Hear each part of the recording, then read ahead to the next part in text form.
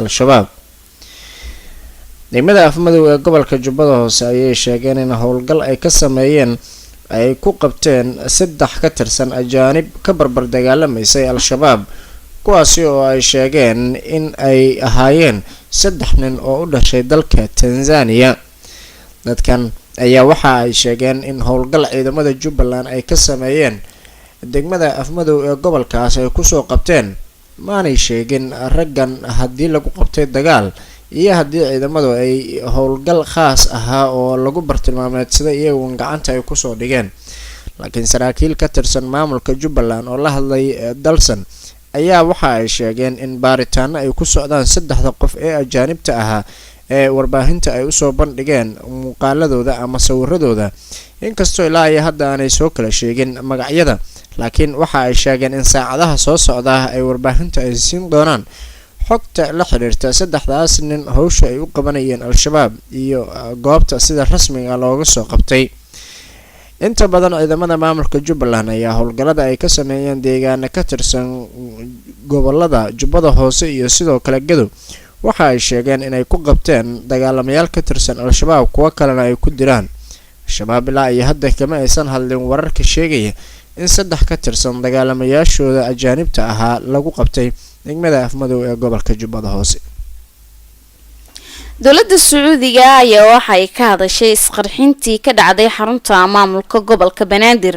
wakaalada wararka ee Sacuudiga ee sabay boga Twitter-ka ee wasaaradda arrimaha dibadda ee dalkaasi waxaa lagu daabacay hadal qoraal ah oo ay dowladda Sacuudiga ku cambaareynayso isqarxintii shalay ka dhacday xarunta maamulka gobolka Banaadir ee ugu yaraan 6 qof ay ku geeriyoodeen. qoraalka wasaaradda arrimaha dibadda ee Sacuudiga waxaa lagu xusay in Sacuudiga taageero ay muujinayso Soomaaliya isla markaana ay si xoogan u cambaareynayaan falkaasi isqarxinta ah. Sacuudiga waxa ay taageero la garab taagan yihiin walaalahooda Soomaaliyeed ee ka dhanka falalka xun ee lagula kacay ayaa lagu daabacay warkan qoraalka ah ay soo saartay wasaaradda arrimaha dibadda ee dalkaasi Sacuudi Carabiya.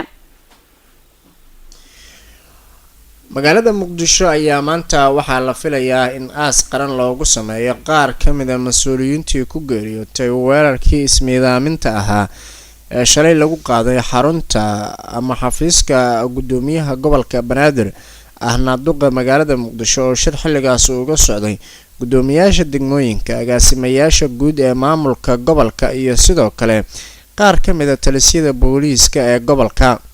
qaraxaas oo la sheegay inay fulisay qof dumar ah ayaa lala bartilmaameedsaday hoolka shirarka xilli uu shir xasaasi ah uu u socday oo looga hadlayay siyaasadda loo dhanyahay iyo amniga xubno ka tirsan maamulka gobolka Banaadir oo badankood goobta ku sugnaa. qaraxa waxaa ku dhintay gudoomiyihii degmada Waaberi ee gobolka Banaadir, gudoomiyihii degmada Shangaani, gudoomiyihii degmada Cabdicasiis. waxaa kale oo dhaawacyo culculus ay ka soo gaareen gudoomiyaha gobolka Banaadir ahna duqa magaalada Muqdisho injineer Cabdiraxmaan Cusmaan Yiriisow, gudoomiyaha degmada Warta Nabadda iyo sidoo kale mas'uuliyiin kale. dadka ku dhintay ee agaasimayaasha ayana waxaa ka mid ah agaasimihii waaxda nadaafadda ee gobolka Banaadir Cabdifataax Xaran oo mar soo noqday afhayeenka gobolka Banaadir, agaasimaha howlaha guud ee gobolka Banaadir haddana ahaa agaasimaha nadaafadda ee gobolka, kaasi oo dhaawac culus oo soo gaaray markii dambe uu geeriyooday. waxaa kaloo dadka dhintay ku jira la taliyihii dhinaca sharciga ah ee gudoomiyaha gobolka Banaadir injineer Yiriisow iyo sidoo kale agaasimihii shaqada iyo shaqaalaha ee gobolka Banaadir. waxaa kaloo warar soo baxaya ay sheegayaan in haweeney ka mid ahayd dadka aragga naafada ka ah oo iyaduna ka mid ahayd agaasimayaasha dhinaca nadaafadda ee gobolka Banaadir ayayna ka mid ahayd dadka ku geeriyooday weerarkaas. ma cadda ilaa iyo hadda sababta ka dambaysa in gudaha qof meenaysan uu soo galo xarunta dowladda hoose oo ka mid ah meelaha ammaankeeda aadka loo ilaaliyo. laakiin duqa Muqdisho oo isagu dhaawac uu ka soo gaaray weerarkaas ayaa shalay ilaa xalay lagula tacaalayay isbitaalka Digfaar, waxaana uu maray ilaa iyo 2 qalliin oo la sheegay in xaaladiisa ilaa iyo hadda lala tacaalayo. diyaarad ay leedahay dowladda Qatar ayaa saakayto waxaa la sheegay in ay usoo ambabaxday magaalada muqdisho si ay u qaado dhaawacyada culculus oo markaasi uu ku jiray gudoomiyaha gobolka, gudoomiyihii degmada warta nabadda iyo sidoo kale qaar ka mid a agaasimayaasha guud oo iyana dhaawacyo culculus ay soo gaareen. dadkaas badankood waxaa la sheegay in la kala geyn doono dalalka Turkiga iyo Qatar oo halkaasi xaaladooda caafimaad lagu dabiibi doono.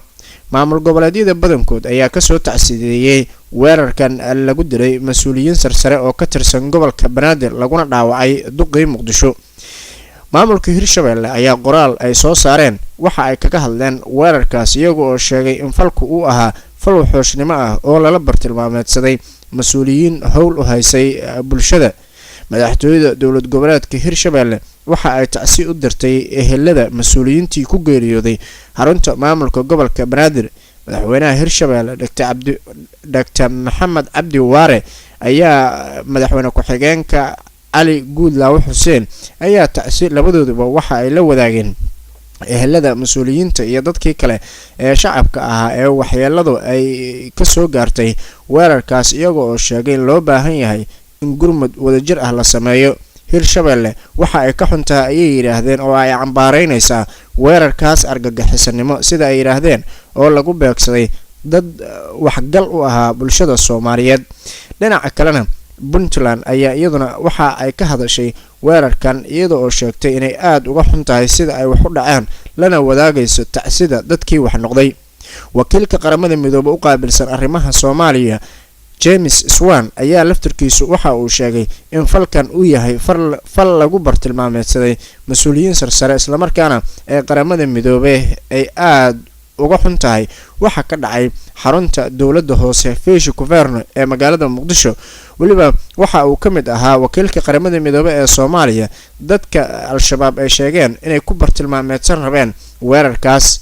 ergeyga khaaska ah ee qaramada midoobay u qaabilsan midowga Afrika Ambassador Francisco Madera ayaa laf ahaantiisu ka hadlay weerarkaas waxaana uu sheegay inuu caafimaad qab u rajeynayo dadka dhaawacyada ah kuwa dhintana naxariistii janno eebba uga rajeynayo. qoraal ay soo kala saareen ergeyga khaaska ah ee xogayaha guud u qaabilsan arrimaha Soomaaliya James Swan iyo ergeyga gaarka ah ee midowga Afrika Francisco Madera ayay ku sheegay in weerarkaas uu muujinayo cadawtooyada ka dhanka ah nolosha aadamaha. waxaa kale oo ay sheegeen inay aad uga xun yihiin wixii shalay ka dhacay Muqdisho. ergeyga khaaska ah ee xogayaha guud ee qaramada midoobay ee arrimaha Soomaaliya James Swan ahna madaxa howlgalka qaramada midoobay ayaa geerida waxa uu ku tilmaamay mas-uuliyiintaas mid aan loo dulqaadan karin isla markaana lagu bartilmaameedsanayo dadka indhaha u ah bulshada sida uu yiri mas-uulkaas oo isagu qoraal ka soo saaray cambaareyn ah weerarkii ka dhacay magaalada Muqdisho.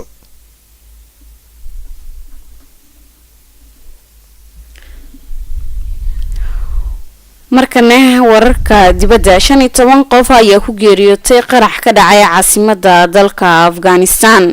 ugu yaraan 15 qof ayaa ku geeriyootay 41 kalena oo ay ku dhaawacmeen kadib markii 3 qarax ay maanta ka dhaceen caasimada dalkaasi ee Kabul. qaraxa koowaad oo ahaa miinada lagu dhajiyo gaadiidka ayaa waxaa lagu xiray bas ay la socdeen shaqaalaha wasaaradda macdanta iyo batroolka ee dalkaasi waxaana ku geeriyootay 8 qof iyadoona 27 kalena ay ku dhaawacmeen. dadka geeriyooday ayaa qaraxaas waxaa la sheegay inay ka mid ahaayeen 5 haween iyo ilmo yar. daqiiqado kadib qaraxaasi waxaa isla goobta isku qarxiyay nin isku soo xiray waxyaabaha qarxa waxaana ku geeriyootay ugu yaraan 7 qof halka 20 kalena ay ku dhaawacmeen. afhayeenka wasaaradda arrimaha gudaha ee dalka Afghanistan Nasrat Rahimi wuxuu uu sheegay in uu dhacay qaraxa saddexaad oo loo adeegsaday gaari miineysan balse ma uusan sheegin khasaaraha ka dhashay qaraxaasi saddexaad. dhinaca kale afhayeenka ururka Taliban ayaa wuxuu uu sheegay inay ka dambeeyeen mid ka mid ah qaraxyadii ka dhacay Kabul isla markaana ay ku dileen 9 ciidanka shisheeyaha ah kuna burburiyeen 2 gaari oo gaashaaman balse saraakiisha dowladda Afghanistan xaqiijinta sheekadaasi kama aysan hadlin. ugu dambeyntiina maxkamad ku taala Imaaraadka Carabta ayaa xukun waxa ay ku riday nin u dhashay dalka Philippines. warbaahinta dalka Imaaraadka Carabta waxa ay maanta ay sheegeen in ninkaasi lagu xukumay xabsi dhan 10 sano kadib markii lagu helay in uu xubin uu ka ahaa kooxda daacish islamarkaana uu aragtidooda uu ku baahin jiray baraha bulshada ay ku xiriiraan. maxkamadda racfaanka ee magaalada Abu Dhabi ayaa waxaa la soo taagay eedeysanahaasi oo 35 sano jir ah, waxaana ay ku xukuntay xabsi 10 sano ah iyo ganaax dhan 2 milyan oo markaasi ka mid ah lacagta Imaaraadka Carabta una dhiganta 544,543 oo doolarka Mareykanka ah iyo in loo musaafuriyo Philippines marka uu dhameysto xukunka lagu riday. ninkaas oo magaciisa lagu soo koobay Xasan kana shaqeyn jiray shaqooyinka guryaha ayaa waxaa lagu helay in uu ku biiray koox argagixiso ah iyo in uu 7 ciwaan uu ku lahaa baraha bulshada, isaga oo 5 ka mid ah ku lahaa Facebook halka 2 kalena uu ku lahaa baraha Twitterka iyo sidoo kale Telegramka.